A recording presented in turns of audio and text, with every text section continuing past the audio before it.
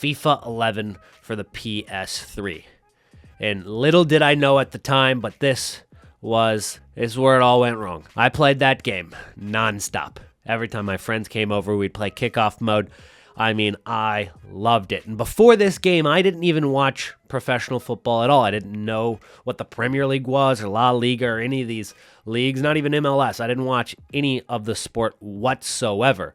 The only thing that I had watched beforehand was the 2010 World Cup. Landon Donovan, absolutely loved him. But if you told me to name 4 professional footballers, I probably would not have been able to do it. I would have said Messi, I would have said Ronaldo, I would have said Landon Donovan, and I would not have been able to name a 4th. But FIFA 11, that all changed, and I played that game so much, and I loved it. And then I played it, and I played it, and I played the next game, and I played the next game, and boy, I played some of these godforsaken video games that should have never, they weren't worth a minute of my time. In fact, I have such strong opinions on this that I made a tier list, and one of the rankings is below F, because some of these frickin' video games do not deserve even an F. An F, you might assume, 50%. 50% is way too high for some of these games. So below F means negative. It was the worst game of all time. I wish that I had never played it at all. So let's get started with FIFA 11. We know I love FIFA 11. It was my first FIFA. And I think for a lot of people, their first FIFA, you look back on it with nostalgia. And then you overrank it. So I want to avoid doing that for FIFA 11. Now, I never played Ultimate Team on this. In fact, I barely played anything other than kickoff mode, but it was a fun game. But I don't think it deserves too high of a ranking because, one, Ultimate Team was actually an extra add-on to this game. The same thing was for FIFA 10 and 09, although I didn't play those games. It was actually pretty difficult to get into Ultimate Team because I think it was $10 just to play it at all after buying the game. So for FIFA 11, I might give it maybe a C, maybe a D. I think for nostalgia's sake, I'm going to put it at C. All right. But you might say a couple of these other games that I throw into C later might end up being a little bit better. So I'll say C- for FIFA 11. Although I loved it, I don't think it really ranks well with a couple of these other FIFAs. It can't really compare to some of these games in A, but it is so much better than those in F and below F. Now, FIFA 12 and 13, they kind of really mixed together for me. You know, the Brasilvas era was so fun. This was really the rise of KSI on YouTube and the FIFA community. Gujan Daniel, all of them started really making videos and growing the community. I started seeing content from KSI on channels that weren't even his channel, just people featuring him or shouting him out or just laughing and reacting at him. This was the growth of that, and without these two games, you would never have that. But I think that the game was still on the rise at this point. This was the slope. It was still going up. So I'd say for FIFA 12, I think it's better than 11, but not by a ton. I think that Ultimate Team took a huge step in the right direction. That's obviously when people started playing it a little bit more seriously. And then you obviously, in these games, had some of the most iconic FIFA clips ever, like the Iniesta and Casillas pack. I don't think anybody is ever going to forget that. So what I'm going to do is I'm going to put FIFA 12 in C, and I'm going to put FIFA 13 in B. I think when I've kind of gauged the community on how much they liked each game, I think FIFA 12 and 13 really get ranked pretty high. But a lot of that is because, one, these were a few people's first ever FIFAs, because the growth was so big this year that a lot of people will probably put them in A. I'm not putting them in A, although maybe 13 could push for it. It just doesn't compare at all to FIFA 14. FIFA 14 may be the best game of all time. FIFA 14 was everything you wanted out of a FIFA. It was brilliant. It was so good from the start to finish. There was not a single day where I wasn't itching to get on this game. And it was so fun because even when we got past Team of the Season, we entered into World Cup mode, which was absolutely brilliant. You could go onto World Cup mode and open packs there, and then you'd have packs waiting for you in Ultimate Team. It was brilliant. You could really open packs nonstop. The absolute drive to play this game was unmatched. I wanted to play this game every single day. In fact, I played it until FIFA 15 came out, literally the day of. So FIFA 14 is A tier. It's A plus tier. It is possibly the best game of all time, but it might have some competition. Now, FIFA 15 is a tough one to rank because I thought at the beginning of FIFA 15, it really capitalized on the momentum that we had exiting FIFA 14. FIFA 15 was great. Even Team of the Week was hyped up. That's how good this game was because every single promo card that was released was a cool promo card. The only problem with FIFA 15 is the fact that in FIFA 15, on the first week of March, I think it was March 7th or something along those lines, they introduced price ranges, right? Price ranges absolutely ruined Ultimate Team.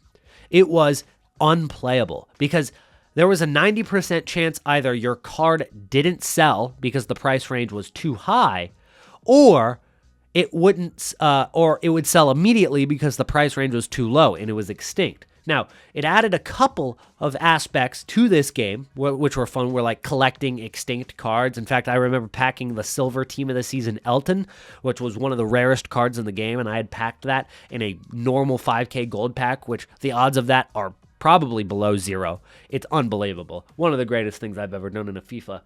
But just because they ruined the game early March, it was so good for the first 6 months. It was so tough to continue playing this game. In fact, a lot of people, including myself, went back to FIFA 14 after that happened.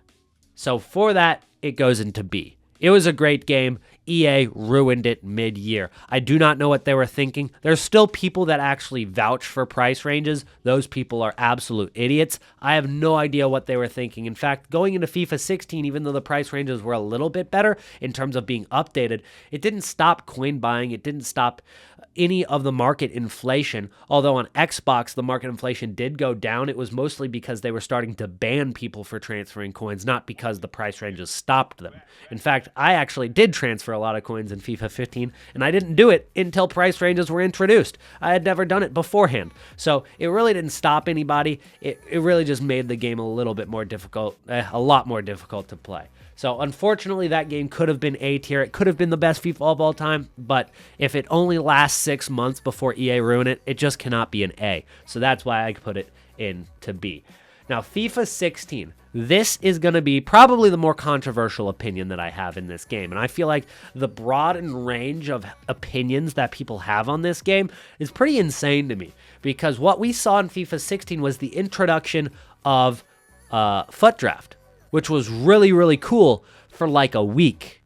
And then for 51 weeks, we had absolutely no exciting content whatsoever. It was the most dead game that we've seen in FIFA so far.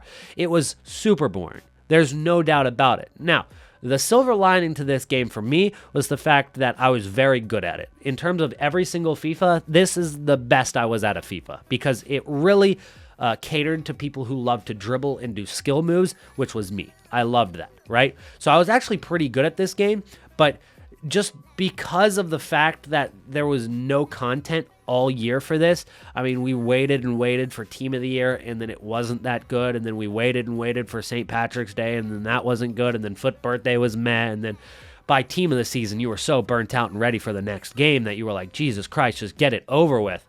And for that, FIFA 16 goes into F. I don't think the gameplay alone can carry this to a higher level. Career mode was okay. I didn't play a lot of it. I'm more of an Ultimate Team guy, so a lot of my opinion is based on that. I was good at gameplay, and I can recognize that some of the gameplay was better than other FIFAs. Maybe some of these FIFAs that got ranked above it had a little bit worse gameplay than 16, but they made up for it in the fact that the game was actually fun. Simple as that. So, with that being said, FIFA 16 was super dead. I did not enjoy the game whatsoever, and once FIFA 17 rolled around, we saw a huge switch and all that content. I think EA recognized how dead their game was, and that's when they started to revolutionize Ultimate Team. This is when squad building challenges were introduced into the game. This is when Weekend League was introduced into the game, and that absolutely has shaped FIFA for the last 5 to 6 years. Incredible additions to the game. And on top of that, this is when dynamic cards were also introduced into the game. Ones to watch cards. And that has led to headliners and other cards getting dynamics in future games. This game changed FIFA and saved it, because I think that at this point we saw PES, Pro Evolution Soccer, was actually starting to get a little bit more traction simply because FIFA 16 was terrible. People were moving over to PES. I saw Spin Bros were actually streaming it more than FIFA for quite a while. In fact, I actually started playing it and I never thought I would, which is crazy. That's how bad 16 was. FIFA 17 said, nah.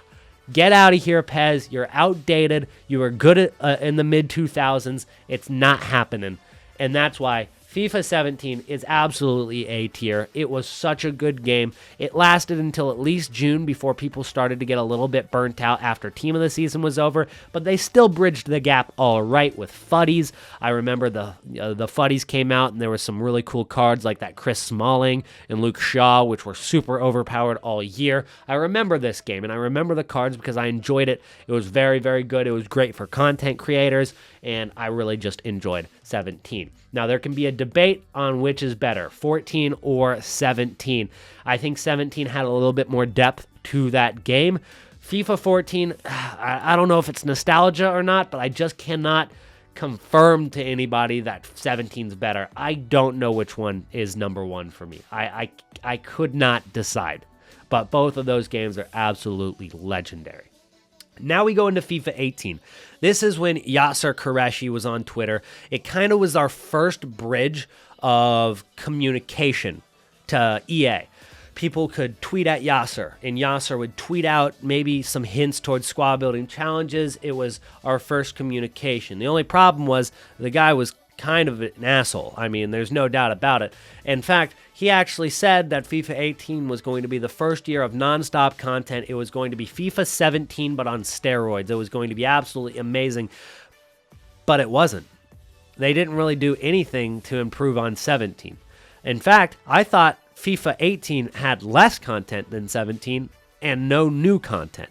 Now, the pre-patch gameplay was actually pretty good. If you played FIFA 18 before they patched it within the first couple weeks of the game, I really liked that gameplay, and I think a lot of the community did, but then they absolutely ruined it. Now, it could be placebo in the fact that there weren't a lot of people on the servers before the full game came out, and maybe the gameplay just felt smoother before all the traffic came in, or maybe the patch did actually just ruin the game. Either way, FIFA 18's gameplay was terrible after that patch, and for an entire year, we just kind of weren't that motivated to trade and get a good team because I never actually wanted to use that team in gameplay because it was kind of miserable. The gameplay was just not good, and it really didn't get better in the next FIFA. But for that, I think FIFA 18 for me is probably going to go into the C tier. It wasn't the worst game. It wasn't the best game. It really just falls right in the middle. Now, that I look at FIFA 11 and FIFA 12, I really do believe that 12 is kind of above both of these other FIFAs. So I think it would be fair to say that 11 goes down to D and 18 goes down to D as well. But it's very, very close between these games. I just think FIFA 12 deserves to be, there deserves to be a distinction between those other two, which is why I'm going to go FIFA 18 in D, but it's definitely better than 16. There's no doubt about that. So we've got 4 more games to rank, and FIFA 19 is the worst FIFA of all time. I don't know how they got worse from 18 in terms of gameplay, but they did it somehow. They did it. This gameplay in FIFA 19 was atrocious. It was unplayable. It wasn't even football. In fact, I hated this game so much, but it was actually the year that my channel grew the most. And although I was just focused on content and pumping it out, I could not have wanted this game to end any sooner. It is below F, and I think it probably is the worst video game ever made. Sure, you can take maybe an indie game that's absolutely terrible, but in terms of how big some FIFAs are and how big EA is, how much money goes into creating a game, and how bad this was, it's undeniable. It really could be the worst video game ever created on the scale that FIFA 19 is. I mean, this is a worldwide game. FIFA is one of the biggest selling games in the world every single year, and it might be the worst big game of all time. It should be. I mean, it was absolutely terrible. I really thought that FIFA 18 would be the bottom and it would only get better from there. Now, FIFA 19, I think, was. I really do believe it was the bottom. But when FIFA 20 came out, there's no doubt it was better than 19 in pretty much every single aspect. But was it by enough to where it was actually a very enjoyable game? I actually got to play FIFA 20 before most people did. I got to go out to Germany and play it during Gamescom a month before it came out. This was the introduction of Volta, which is really cool, but it really didn't stick. I thought Volta was really cool, but it wasn't a game that I could play a ton of, you know? Play a few games, I'm done with it. I'm going back to Ultimate Team or Career Mode, right? So it was definitely a step up from 19. It doesn't deserve an F, but it really wasn't enough of an improvement on 19, especially given the fact that when we had a very bad video game last time, which was 16, a terrible game, the next year, it was an absolute huge turnaround with 17. And it really made up for the fact that we went a whole year with just no good content. Now 19 had content, don't get me wrong, it was just nobody wanted to do it because nobody wanted to play the actual game. All right, it was a terrible game. For 16, when we got to 17, it was such a huge turnaround that it was worth waiting for. I don't think FIFA 20 was worth waiting for, and it had a lot of pressure because it needed to be good. It just wasn't good enough. So that's going to definitely go into the D tier. Next, we've got FIFA 21, and I think it's going to be similar. It was maybe a slight step up from 20, but just barely. Just barely. I'm going to throw that into the D tier as well. FIFA 21, it just kind of blended in with the other FIFAs. Now, I will say that the summer content over FIFA 21 was very, very good, okay? It was actually quite enjoyable to play Summer Heat and all of that and bridge the gap to FIFA 22. And we also had a lot of objectives in Ultimate Team where you can earn packs for your FIFA 22 Ultimate Team. So the way they bridged the gap between 21 and 22, very successful. So for that, I might move it up to C, but I think that it's definitely, FIFA 22 is definitely a better game than FIFA 21. So I'm going to throw FIFA 22 into C. I think it was a pretty average game, although I played a lot less of it than in previous FIFAs. It was mostly because I was getting burnt out, and I'm really waiting for that next FIFA that's going to be absolutely revolutionary, right? And I hope it's FIFA 23. We're just around the corner, and I hope that FIFA 23 lives up to the hype because I've seen a lot of people on Twitter saying that this game is going to be that revolutionary game. There's so much new stuff. This might be the best FIFA ever, but I feel like I hear that every single year. So we'll see if it actually comes true. So in the end, here is what our ranking is. We've got FIFA 14 and FIFA 17 in the tier A. We've got FIFA 15 and FIFA 13 in tier B, and I'm going to say FIFA 15 takes that bronze medal for me. And then in C, we've got FIFA 12 and FIFA 22. The Brasilvers really carried this game. Next, we've got FIFA 18, FIFA 11, FIFA 20, and FIFA 21, all in the D tier. And then in F, we've got FIFA 16 for being the most boring video game of all time, and then FIFA 19 in below F for being the worst video game of all time. And that's it, guys. That is the entire tier list. Let me know what you guys would change down in the comments below. Do not forget to subscribe to the channel and drop a like on the video. If you made it to the end of the video, go ahead and comment what your favorite FIFA is. Just go ahead and say FIFA whatever, FIFA 14, FIFA 17, whatever it is. It could be FIFA 19. Just be honest about it. You can completely disagree with me. Just comment that down below. I'll make sure to heart every single comment that does so. And I will see you guys in the next video. Peace out.